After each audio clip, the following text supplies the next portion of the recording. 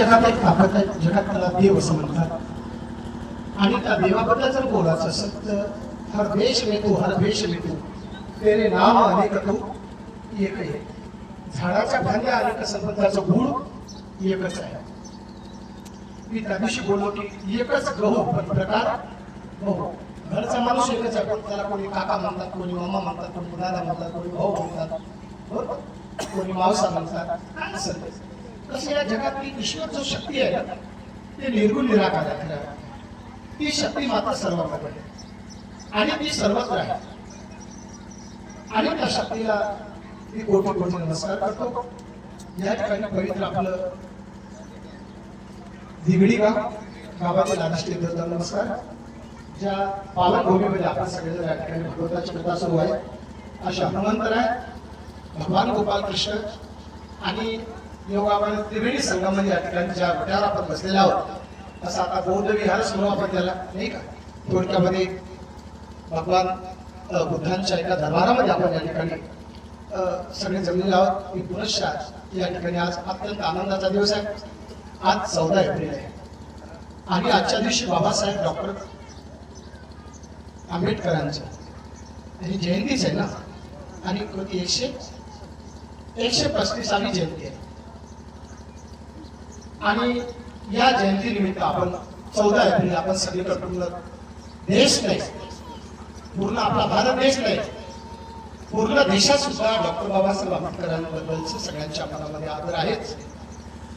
आणि बाबासाहेबांना आपल्यावर अत्यंत त्यांचे उपकार आहे लक्षात ठेवा डॉक्टर बाबासाहेबांचे.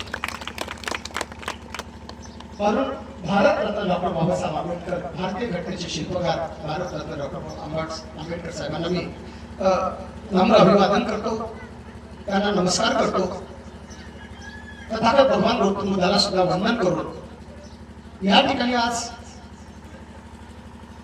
मी बोलत होतो की ज्यांची आपल्यावर अनंत उपकार आहे, कदाचित जर आपल्याला फार मोठी देशाला दिलेली संपत्ती आहे आणि खरं आपल्याला ती संपत्ती जर कोणती असेल तर बाबासाहेबांनी आपल्याला पैशाची संपत्ती नाही दिली. आपल्याला बाकी घराची संपत्ती जरी आपल्याला दिसून पडणार नाही, पण अदृश्य रूपानं त्याचं भारतीय आणि अत्यंत घटना त्यांनी लिहून या ठिकाणी आपल्या देशाला समर्पण केलं की आज पूर्ण देश जर चालत असेल तर बाबासाहेबांच्या भारतीय घटनेवर चालतो लक्षात ठेवूया. हे त्यांचे उपकार लक्षात ठेवूया. हे महान थोर पुरुष होऊन खरं पाहिजे बाबासाहेब, हे सामान्य व्यक्ती नव्हते लक्षात ठेवूया. आता प्रसंगानुसार त्यांना कधी कधी आता त्या बाकीच्या गोष्टी कराव्या लागल्या. त्या काळामध्ये तशी अवस्था होती की रस्त्याने चालत असतात त्यावेळेस ऊच नीच ह्या सगळ्या गोष्टी लोक करत होते. परंतु तुकडोजी महाराजचा एक प्रमाण आहे, हम भिन्न होई सदे हसे. अनिल भाऊ, हम भिन्न होई सदे हसे पर तत्व से सगळं एक हो. बरोबर आहे मावशी. देहानं जरी आपण अलग आहोत पण शरीरानं अलग आहोत, पण तत्व तुमचं आमचं अलग आहे का? बरोबर आहे. अरे खरा तो एकच धर्म जगाला प्रेम अर्पावे. बरोबर आहे. का छळता दुसऱ्या धर्मा, का यात वेळ प्रभू प्रेमा, का छळता काय विनाकारण दुसऱ्या धर्माला बोलण्याचा कोणाला काय अधिकार करायला पाहिजे. तर आपण आपल्या धर्माचं आचरण केलं पाहिजे. हा धर्म तसा, तो धर्म तसा, हे लक्षात ठेवा. हे मी काल बोललो ना, हे आडवे फरकट होईल लक्षात ठेवा. यायच्या दुराटा पराठा भाजणारे याच्याशिवाय यायचे भाकर भेटत नाही. अशा वृत्तीचे जे लोक असतात ना ते कुठंतरी आपल्यामध्ये कुठंतरी वाद निर्माण करून देतात. अरे बाबा मी एका मुस्लिम समाजाच्या गावात गेलो की ते त्याच्या बाबा अरे सगळे एकच आहे, फक्त फरक इतकाच आहे की एक हिंदी सायटर बोलणार होता आणि एक मराठी होता. तर त्या पाटलाचं वावर हिंदी सायटर वाल्याने केलं. तर सगळं त्या गावामध्ये बटायला आपल्याला पेरायचं आहे. हो मला पेरणी करू काय हरकत नाही. सगळं झालं तयार झालं. मशागत झाली, पैसे लोकांचे अर्धे आले, सगळं अर्ध. मग त्यानं काय केले की मेरे आता आपण इसमें आला तो भैया बोले पटेल अब इसमें अपने को पेरने का बोले. कोई बात नहीं बोले. सगळं पेरायचे तर घरी ट्रॅक्टर नाही आणलं, पण क्या पेरणे का? पाटील म्हणे हरभरा पेरायचा. हे म्हणे मैं हरभरा नाही पेरता बोले, मैं चना पेराव बोले. हे म्हणे चना नाही बोले, मैं तो हरभराच पेरूंगा बोले पाटील म्हणे. आता चना काय म्हणजे हे त्याला माहिती नव्हतं, हरभरा काय म्हणजे. आता खरं पाहिलं ते दोन आहे का एकच आहे? दोन्ही. अरे भगवान बुद्ध असो का गोपाल कृष्ण असो, जरी देहानं एक वेगळे असेल पण ते कोण आहे? खरं आता तत्व एकच आहे लक्षात ठेवा बाबा. मग त्याला त्या दोघांचं लागलं, ते म्हणजे माझी हरभरा फिरूंगा, ते म्हणजे मी चना फिरूंगा. आणि जो लागला दोघांची भांडण, तिकून 2-4 जण, इकून 2-4 जण, आलं गाड्या घेऊन. आणि जो त्याच्या आता मारामारी होला, एवढ्यात एक भंतेजी आले तिथे आणि एक साधू आला.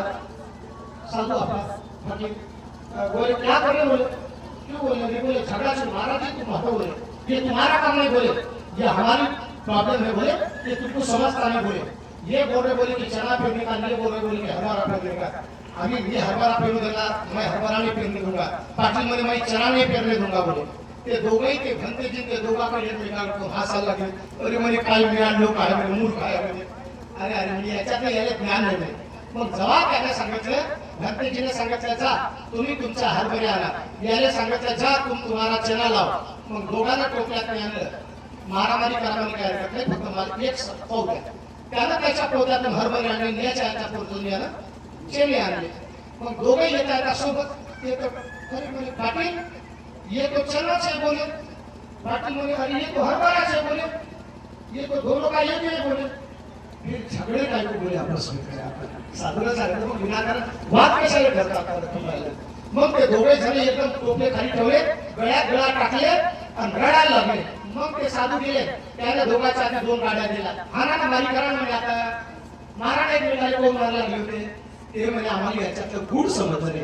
आणि ज्या माणसाला याच्यातलं तत्व समजलं ना, तो मनुष्य कधी वाईट वागत नाही, कधी दुसऱ्याला कमी लेखत नाही. लक्षात ठेवा, प्रत्येक जण आपापल्या जागेवर श्रेष्ठ आहे. लक्षात ठेवा बाबा, जीवनात माणसानं कधी कोणाला कमजोर समजू नये. अरे 5 रुपयाची पेन जरी असेल तिला लहान समजू नये. लक्षात ठेवा, पण 5 रुपयाच्या पेनीत ताकद एवढी आहे की 5 करोड रुपयाचा चेक लिहिण्याची ताकद एका 5 रुपयाच्या पेनीत आहे. लक्षात ठेवा, काय तुम्ही कोणाला कमजोर समजता.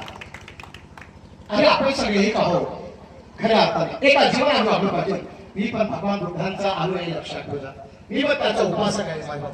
मी भगवान बुद्धांचे विचार अनेक जाऊन लोकांना सांगतो. अहिंसा परमो धर्म, प्रज्ञा शील करुणा. प्रज्ञा म्हणजे ज्ञान असलं पाहिजे, शील म्हणजे आचरण असलं पाहिजे, करुणा म्हणजे तुमच्याकडे दया पाहिजे खऱ्या अर्थानं. मग आम्ही सगळ्यांना तसं वागलं पाहिजे, पंचशीलचं पालन केलं पाहिजे. आता बोलता बोलता तुम्ही बोले काय ना तुमचं सुरेश भाऊ भरले आमचे. त्याच्या आता दिसले म्हणून म्हणलं बाबा तुम्ही कोणा गावचे त्याला विचारलं. म्हणजे होते येत असते पण बाजूला आता मला माहित नसेल. आता हे आम्ही बापू आमचे नेहमी आपले रमेश आव्हाने ज्यांना